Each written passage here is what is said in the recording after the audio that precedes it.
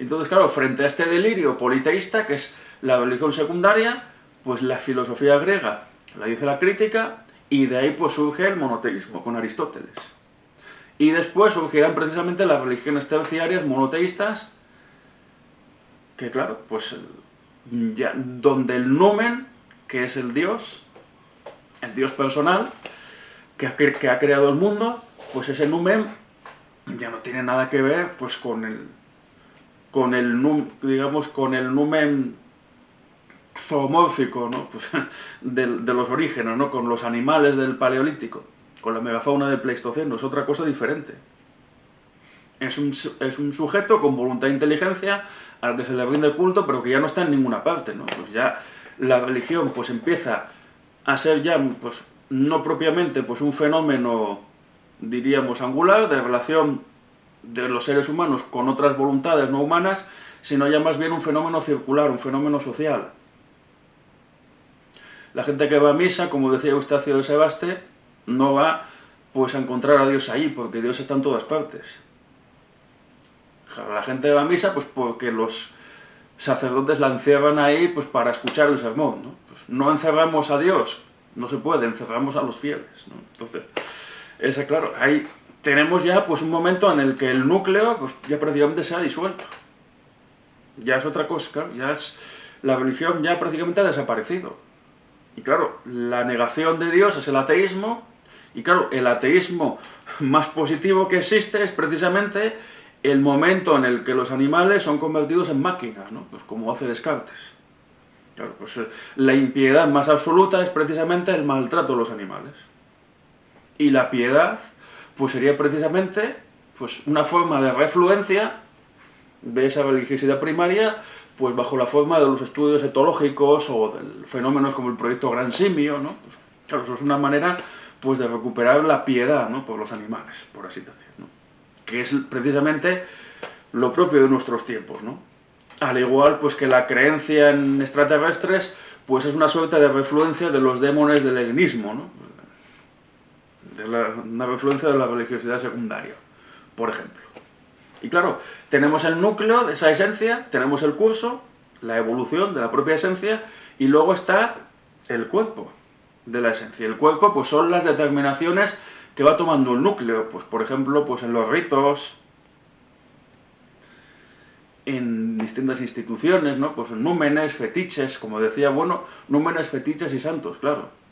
Cuando hablaba del material sebasmático, ¿no? Del material de lo sagrado, pues claro, tenemos los fetiches y los santos y númenes que representan, claro, tres partes, ¿no? Digamos, pues los tres ejes del espacio antropológico, númenes eje angular, fetiches eje radial y los santos eje circular. Pues claro, en el cuerpo pues tendríamos aquello que pertenece al eje radial, ¿no? Pues las cosas, ¿no? Pues los objetos de lo sagrado, ¿no? Pues toda una serie de elementos institucionales que caracterizan lo sagrado, ¿no? Pues claro, templos, formas bueno, rituales, en fin, tendremos ahí infinidad de cosas, ¿no? Pues, por supuesto, pues, claro, las imágenes, ¿no? Pues que hay en el catolicismo, pues, frente al aniconismo, pues, propio no solamente del Islam, sino incluso, pues, del protestantismo. Entonces, claro, pues ahí tenemos determinaciones de la esencia, ¿no? Por así decirlo. Y claro, pues ahí tenemos, como vemos, un ejemplo, pues, de esencia plotiniana evolutiva. Pero también, bueno, utiliza este tipo de esencia para explicar lo que es la sociedad política. En su primer ensayo sobre las categorías de las ciencias políticas, bueno, lo que dice literalmente es que, claro, la sociedad política, pues, es producto, ¿no? Claro, lo que sería de alguna manera, pues, la transformación de sociedades prepolíticas, sociedades salvajes, en la sociedad política que conocemos, ¿no? Pero claro, lo que llamamos sociedad política, pues es otra vez un conglomerado de cosas muy diversas, ¿no? Pues claro, desde las ciudades-estado de la antigüedad, pasando por los reinos medievales, los estados actuales, las naciones políticas, los imperios. Entonces, claro, tenemos ahí un conglomerado de cosas que es imposible definir, pues, por una esencia genérica. Entonces, claro, para evitar, pues, precisamente ese fallo que tienen los politólogos, ¿no? Pues cuando dicen que el Estado surge en el siglo XVI, cuando Maquiavelo habla de lo Stato, ¿no? Pues lo que está determinado, entonces lo anterior, o sea, antes de Maquiavelo no hay Estado, lo que hay es lo político. Claro, pues que lo político tiene que ver con el Estado. Claro, las polis, según esta teoría no serían estados. Con lo cual, ahí tenemos, claro, problemas, ¿no? Otra vez nos encontramos con lo que sucedía con lo que sucede cuando se dice que el hombre de Neandertal no respiraba oxígeno, ¿no? Pues otra vez sucede lo mismo, ¿no? Pues que resulta que los griegos no vivían en estados, ¿no? Porque no habían acuñado el término estado. Y entonces, para evitar pues, esos equívocos, bueno, lo que dice, claro, es que el núcleo claro, otra vez, la esencia de lo político tiene núcleo, cuerpo y curso.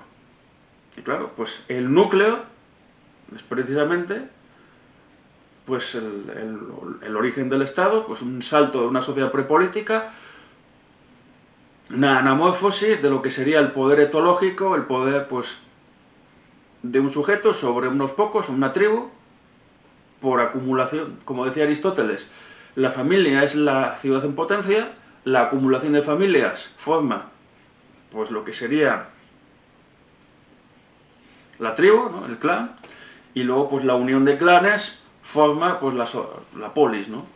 Entonces, claro, pues aquí sería lo mismo, ¿no? Pues se produciría la anamorfosis, la transformación, pues a través de elementos que ya estaban en la sociedad prepolítica, en una sociedad política donde el poder ya no es meramente etológico, aquello que decía Ortega de que mandar no es empujar, y entonces, claro, pues lo que sucede con lo político, pues es que ya hay que organizarse a un nivel que supera pues la mera biografía, la mera trayectoria vital de un jefe.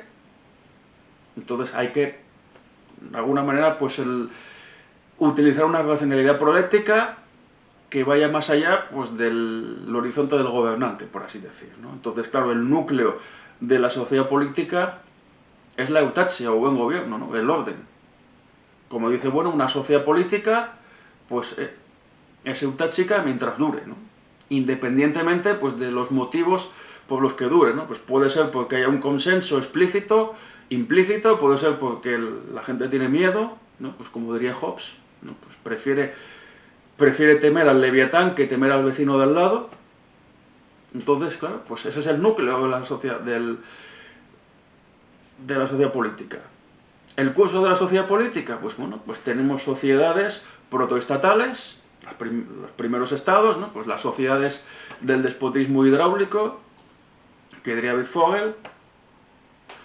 Después tenemos la fase estatal, que es la fase más larga, otra vez, desde pues, de las ciudades-estado, de los griegos, pues hasta las naciones políticas actuales,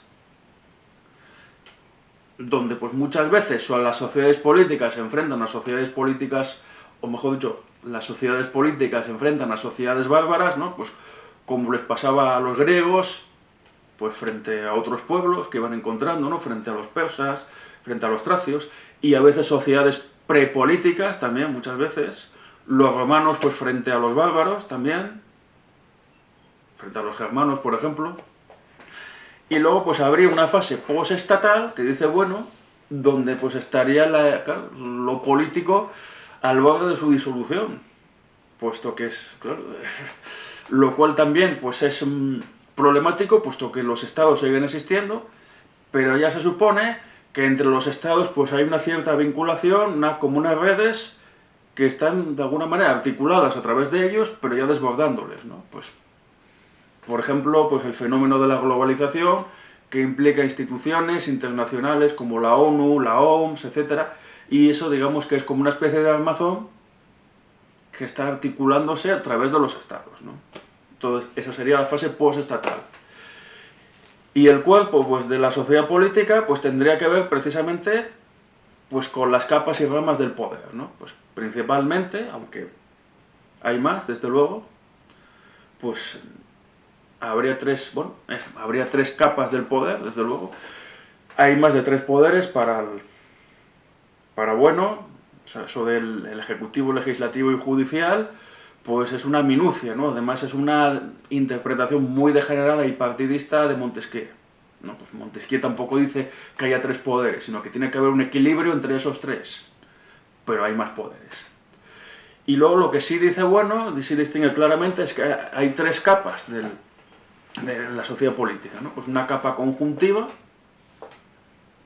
que, bueno, o mejor dicho, las sociedades políticas empiezan por una capa basal, por la base, por el territorio donde se asienta la sociedad política de referencia, fundamental, claro. Una sociedad política no es trashumante, sino que está asentada en un lugar.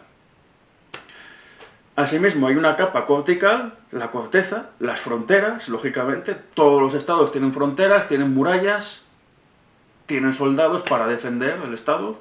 Y luego allá, en el culmen, pues tendríamos la capa última, ¿no? Pues la capa central, la capa conjuntiva, ¿no? Pues, como las cebollas, ¿no? Pues lo que abarca, ¿no?, al conjunto de la sociedad. Y ahí estaría pues la clase política, los gobernantes, pero también pues lo que corresponde al pueblo, ¿no? Y claro, pues esto sería el cuerpo de la sociedad política, así dicho de manera muy sumaria. Entonces digamos pues que la esencia plotiniana, ¿no?, de núcleo, cuerpo y curso, pues es una derivación que utiliza, bueno, ya en estos dos ejemplos y en alguno más, pues para romper muchas veces esa dicotomía entre fenómeno y esencia, esa esencia genérica. No es el único modelo alternativo pues a ese modelo genérico, como decimos, de fenómeno y esencia, sino que también, bueno, postuló, sobre todo en los últimos años de su trayectoria, pues el modelo de la idea aureolar, que es también diferente al de la esencia plotiniana de núcleo, cuerpo y curso que acabamos de ver aquí. Pero ya hemos hablado suficiente en esta segunda parte, y entonces emplazamos a los alumnos a la tercera parte, donde vamos a hablar de esto que estamos señalando, de la idea aureolar.